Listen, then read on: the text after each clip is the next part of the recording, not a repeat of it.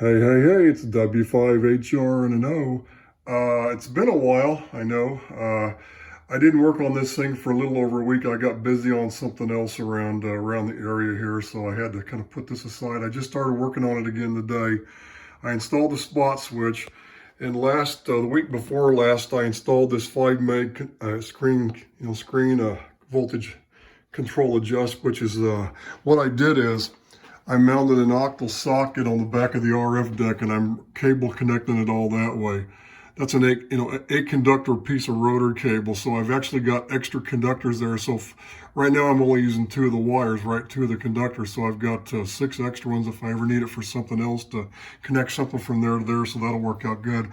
And what I decided is this piece of twin lead, that's going to work for the highest band off the exciter to give me enough grid drive, but there's no way I can go down through the relay. So I've decided I'm going to forego the SB10 adapter hookup on this thing. I'm just going to just forget that because I've realized it's going to be too much extra work. So I decided to use that octal socket, and I rewired it for the connection to this, so it goes to the screen. It's connected to the base of that one NTE 62 pass transistor to control the voltage. So that's what I've done. I've got to find a little bit better, a little bit bigger cable clamp. This one's too tight. I need to find a bigger one so I can clamp it down. And I just did this cable connection to the spot switch like that for now. It's good enough. I used that jack that I had there that I was going to use for the other, but now I won't need it, so I used it for that. So I just put that wire down there, and I put a little strain relief. I may redo this later. Those BNCs back there, I'm probably going to use one of those BNC jacks that I've unhooked because the relay, I removed that relay, so I disconnected those BNCs. Now I didn't really need those, but I can use one of them for to go to a frequency counter. I go to there out to here. So I need to figure out eventually where I can connect to the exciter so I can read the frequency out. That would be a good thing to have. So I'll do that. I'll make one of these a frequency counter output, and one will go in and the other one will come out. It'll connect over here to a BNC on the back of the cabinet for my frequency counter connection. So that'll be good.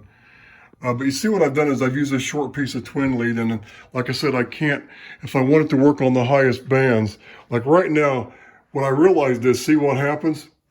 Now also what I did was, my original circuit design, I had this spot switch in series with the relay and everything else, and I realized that's going to be complicated because I thought, let me just make it electronic switching, then I don't have to worry about, hearing the relay click when I just spot it. But I thought, you know what, it's going to be easier because the switch has to be wired in series, which meant I had to go in there and unwire what I already wired for the other and series it up. And then if you ever unplug that cable, the other won't work for the PTT. So I thought, okay, I'll just go ahead and make these two things parallel.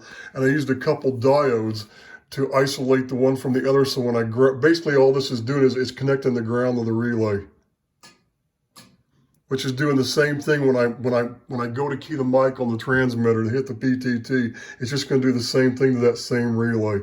It's just like this is just like a paralleled, ground connection to that relay. But the way I did it, I used diodes in series with each of the connections on the back of the rack, so it isolates one from the other, because otherwise if I didn't, when I hit the spot button, it ground everything, and the transmitter would throw the high voltage on, and it'd transmit and all that to the RF deck and the modulator. So I had to use the diodes to isolate it, but that was the workaround. It dropped the voltage down 0.7 volts, but the relay still keys fine. So I've got that all set up. Now I have not hooked up the current meter yet with the light. I don't have the 1 ohm resistors in there to measure all the currents. That's going to come later. Right now I want to get the thing working where I can finish the RF deck to where I can start getting like 500 watts out of this thing carrier and get that part done next. So I've just kind of buttoned this thing in here for now. It's good enough. I haven't even tuned this yet. I'm going to go through and tune this later, but look what I've done. Now before, remember, see now with that piece of 300 ohm twin lead in there, if I leave the screen voltage on the 6002, by the way, this 5 meg pot works beautiful. I mean, it came out absolutely perfect. And what's a 5 meg pot with 200 some volts? There's no power dissipation at all. So this is the work. Even I think some of the other transmitters like the Johnsons and all the commercially made junk from the 50s, I think some of those pots used to always burn up. I think you could probably do a similar thing and make it work the same way like I've done here. Then those pots wouldn't dissipate any power at all. But look what I've done now. With the pot up all the way, that's full voltage on the 6000 tube. On the 40 meter band, look what it does. Bam. But watch. If I turn it, the problem is I can't hold the phone here to do the video and this at the same time unless I can figure out, maybe I can do it this way. There we go. See, look, the pot works. Look at it. And then if I turn it all the way down, it's got that fail-safe diode, you know, that from that 12 volt relay supply. So see, it's still got a little bit of voltage. It's got about 6 volts going to that base of that transistor. So that pass transistor can never go negative. And that's why I did this. I thought, well, if I set this all the way to 0, then I'm going to have that 0 voltage on the base, and that's not good. And I do have the protection diodes on those NTE62 pass transistors. They're on the exciter supply. It's all protected everything now, but this is just one extra thing. I didn't want the voltage to go to complete 0. So now when I go all the way down and turn it off, it's just seeing the voltage from that 6 volt supply, or that 12 volt supply with that voltage divider. So it's somewhere around 6 volts. So that works pretty good. So now I can turn it down for the higher bands because see, it was too hot for the higher bands. And there's what, about 12 mils? I'm trying to do this with one hand and it's hard. Close enough, but see, it works. That 5 meg pot worked beautiful. Absolutely beautiful. And it's just going to 2 of the connections on this octal socket going down through this cable. And it's just, that pot is just in between that, the base of that pass transistor on the supply and the, you know, the Zener, the center, where the Zener connects. So that Zener string that's in there. So that solved that problem. And I did go in also the week before last night, installed all the loading caps back in this thing. So now I've got the loading caps back. I don't know if you can see this. It's kind of dark in here, but I've got the loading caps in there all reinstalled. See if I can see it. There they are right there. See the red ones? And I've got the wires I used before the way it was. I just re-lengthened all the wires and used the same ones that put it to that switch. That's a selector switch from a Johnson KW match. So anyway, I'd cut the video off by mistake, so I'm restarting it again here. And that's all I have for now. Now the next thing I got to do, I was looking at the bottom side of the RF deck. I got to take it out in the garage here tomorrow. And I got to finish. There's a couple things I noticed that when I did all the modifications of this a few years ago, what I noticed is that I forgot to install some of the bypass caps. So there's that 6,000, not 6,000, that 1625 clamp tube. I don't have the caps on each side of the filament. I've only got it on one side because I guess I ran out of caps, or at the time I just didn't finish it. So there's a couple places where I got to put the bypasses. Then I'm gonna reconnect these. I'm gonna make the high voltage cables, reconnect the high voltage.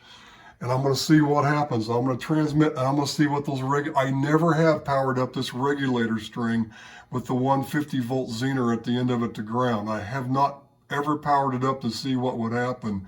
I've got about the right amount of dropping resistance. So I'm going to see what happens, but I have not tried that. So that's the next step. But I had to get everything else done so I could get to this point. So I got the loading caps back in. I've got the control pot for the exciters, the 6,000 tube exciter, drive level.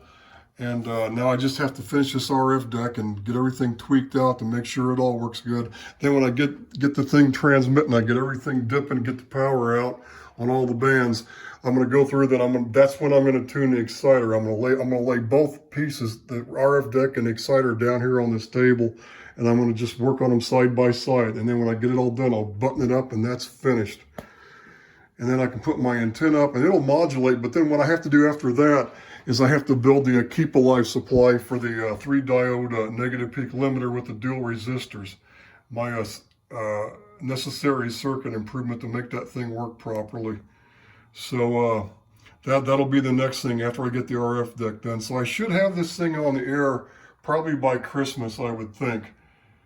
We're going to take a short little trip and then we're going to come back, and when I come back, I'm going to put my antenna up. I have not put up the inverted L because I've been working on this since like what, last April, March, April. That's how long I've been trying to get this thing going again. Of course, I had to design and figure out and build up this entire, you know, RF exciter rack, and look, the darn thing's working. Hopefully it's gonna hold up. Those past transistors stay nice and cool.